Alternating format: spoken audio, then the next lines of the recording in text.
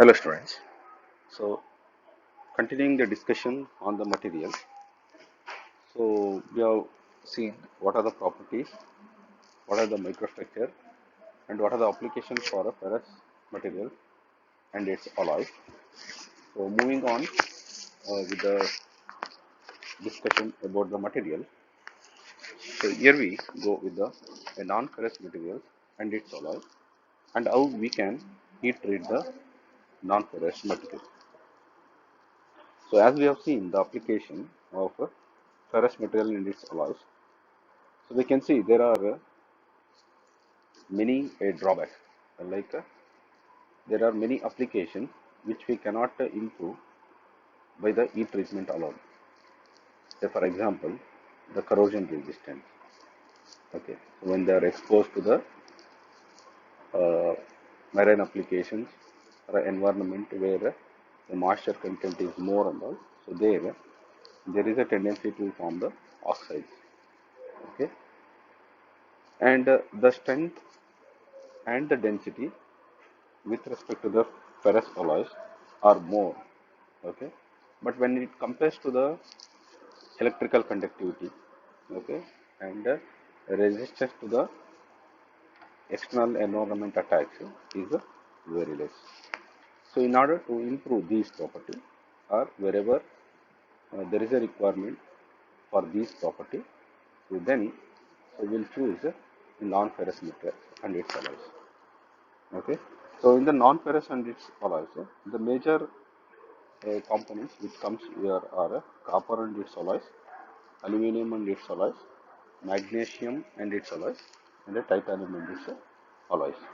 Okay, so all these things are having a lower density, so which leads to the less weight.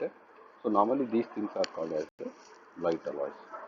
Okay, so when we compare or when we go with the classification of these, okay, so we have seen as I said, a relative high density, comparatively low electrical conductivity, and susceptible to the uh, corrosion, okay, of some common environments.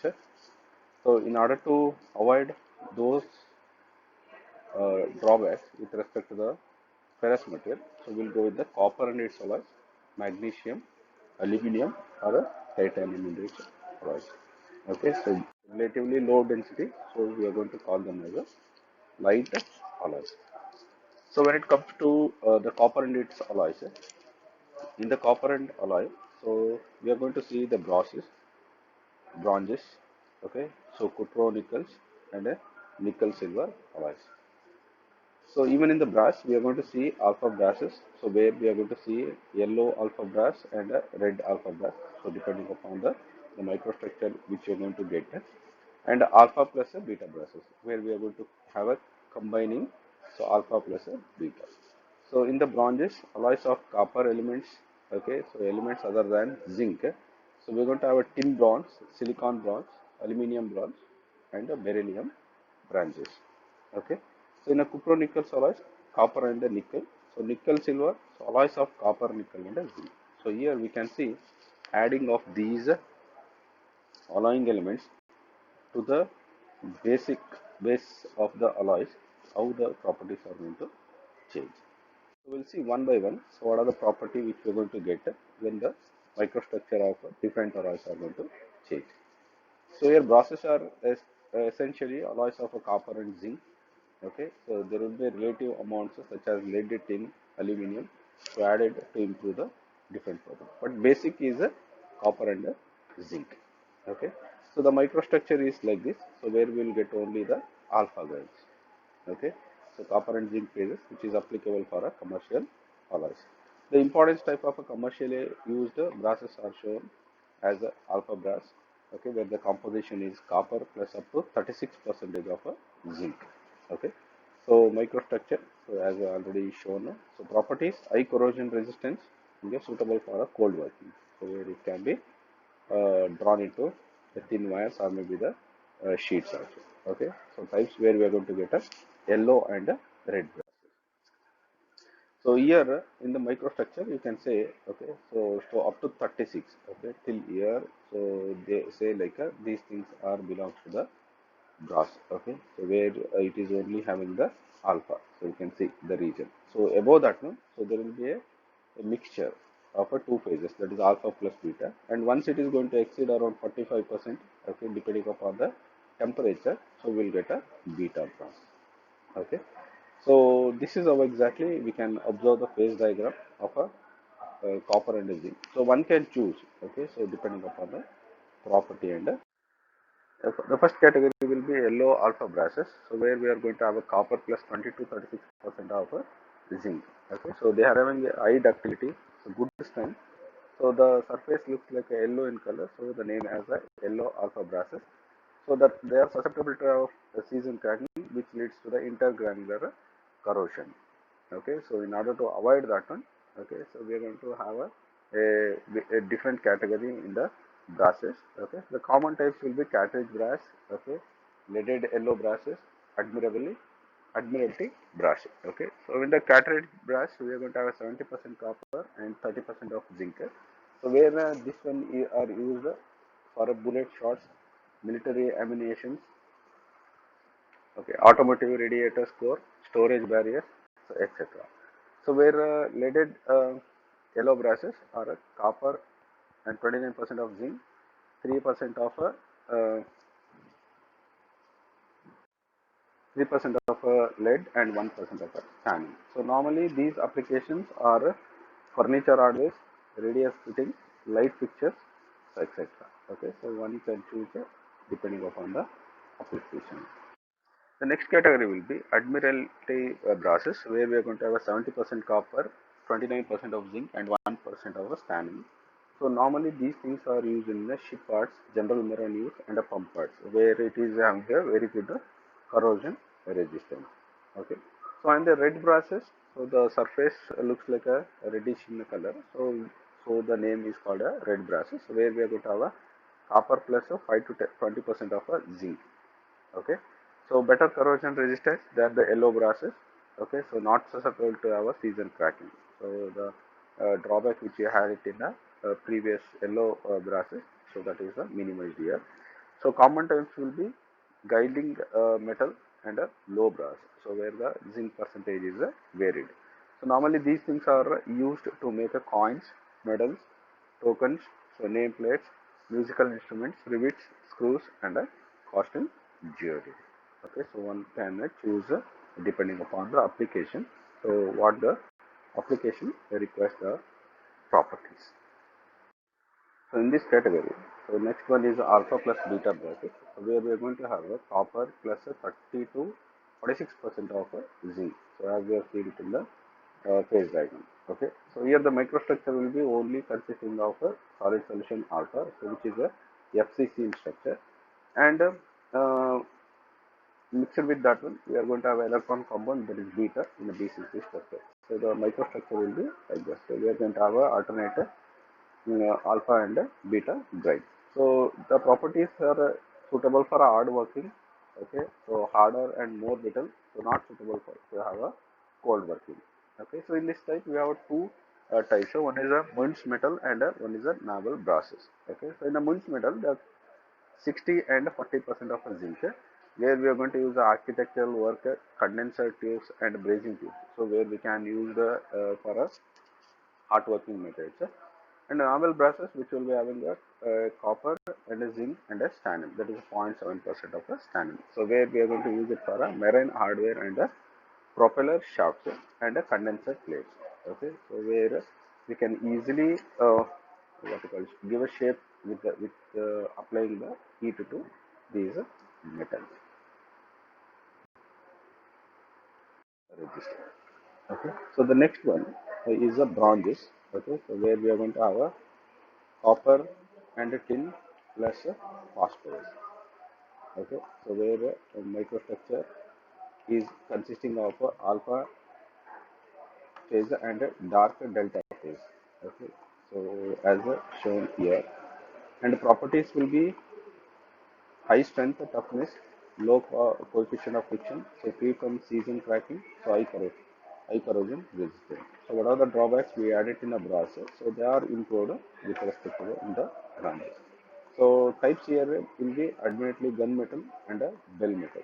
So in the admittedly gunmetal, we are going to have a copper, tin, and a zinc. Okay, and in the application, we are going to have a bearings and a steel pipe fitting.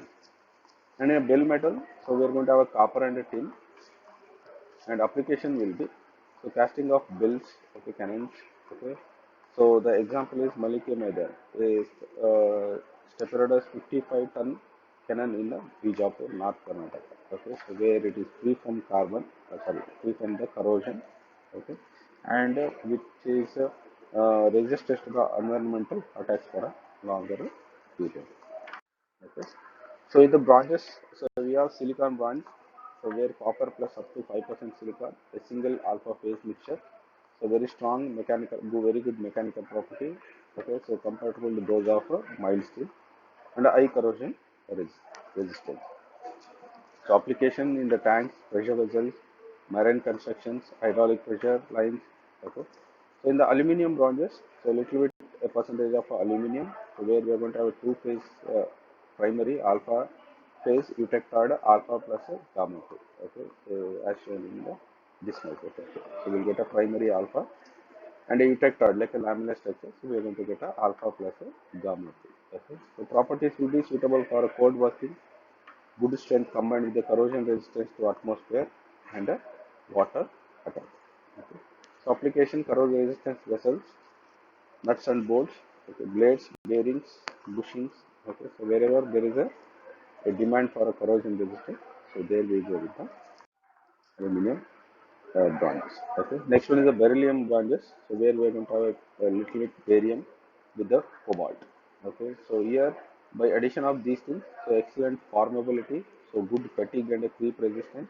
Okay, when hardened and high electrical conductivity. Okay, by addition of these two alloys, okay, so will increase the electrical conductivity and creep and fatigue resistance. Okay, so normally we are going to use these things in a diaphragms, surgical instruments, boards, firing pins, etc. Okay, so where we are going to have a dark gamma phase at the grind boundary. Okay, you can see only at the grind boundary we are going to have a gamma phase and the remaining will be primary alpha. So that's a category in the copper and its alloys. So here we are going to see a few classification in the brasses and a few classification in the bronze. Okay. So next one is the aluminum alloy, so which is meant for a very lightweight metal. Okay. So where generally the principal alloy elements are added in order to change the property. Say for example, one is a copper, aluminum copper alloy. Okay. So here normally 2.2, 2.5 to 5% of copper is added. Okay. So what are the properties we are going to get?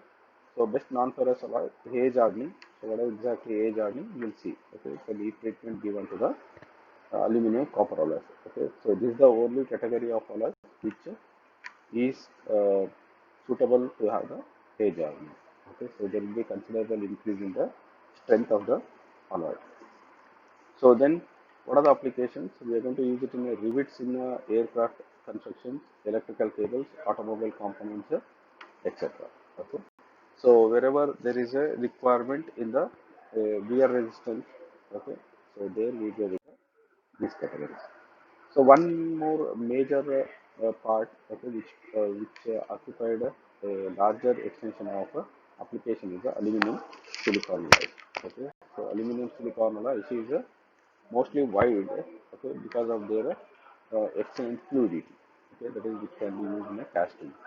Okay, so this alloy forms an eutectic at 11.6% of silicon. So we'll see that phase diagram how exactly it is going to form. Okay, so what are the property normally we're going to get? A good forgeability, so low coefficient of thermal expansion, excellent castability and resistance to corrosion. So non-ferrous alloys, in the non-ferrous alloys, aluminum silicon alloy is the one which is mainly used for casting. purposes. Okay, so most of the components which are in a complex shape can be done with the casting process. Okay. So modification of aluminum silicon alloys also. So heat treating this one. Okay. So we are going to get a different microstructure which leads to the different property. So already we know what exactly eutectoid mixture is or a reaction is.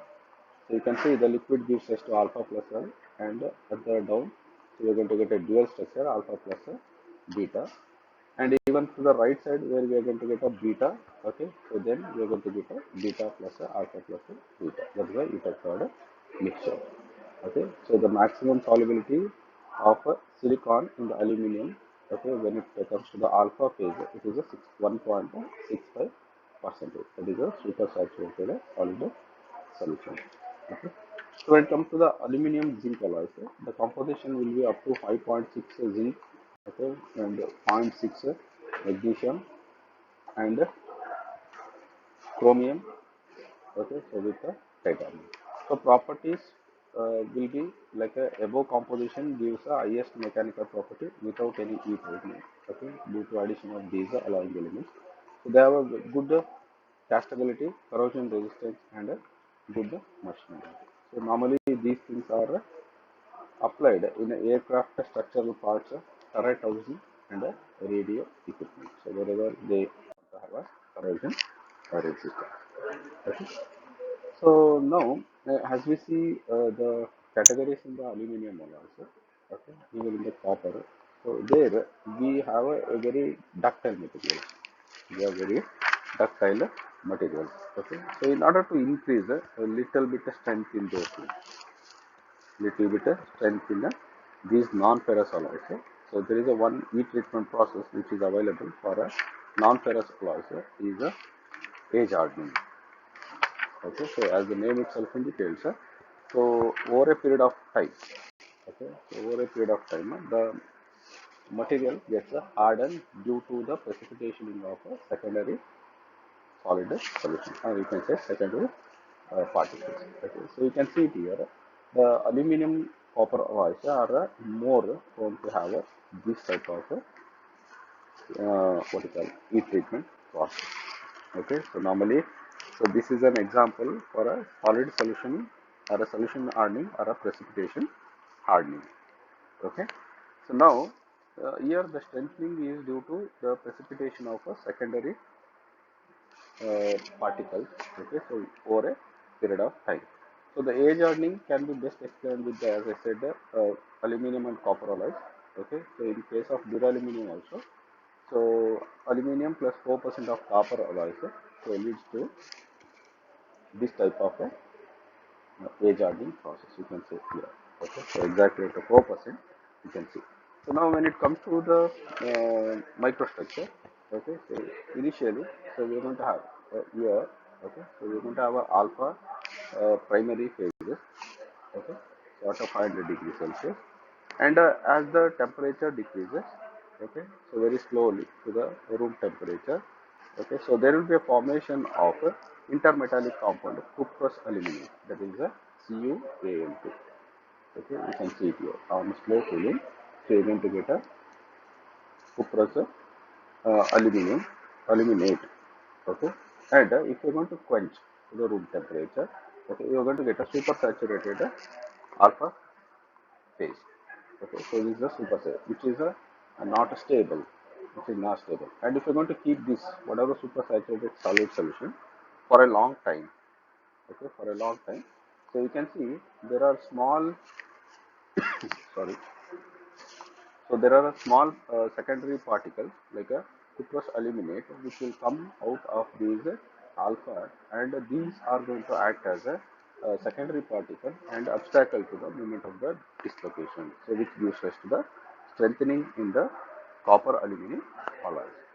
Okay, so these submicroscopic particles, okay, so which are going to precipitate out. So as we keep, okay, this alloy, okay, that is supersaturated solid solution of alpha for a long time. So these cuprous aluminate, the CuAl2 particles will come out and they will act as an obstacle to the movement of the dislocation, thereby giving rise to the high strength to these categories of alloys. Okay. So you can see when it comes to the aging also, so with respect to the time, so we are going to have a under aging, optimum aging and a over aging. Means so you need to keep these alloys for a particular time, for a particular time. Say for example, even if you keep for a lesser time, so it is like under aging, and even if you keep for a longer period, so over aging, where you will not end up with a proper strength. Okay.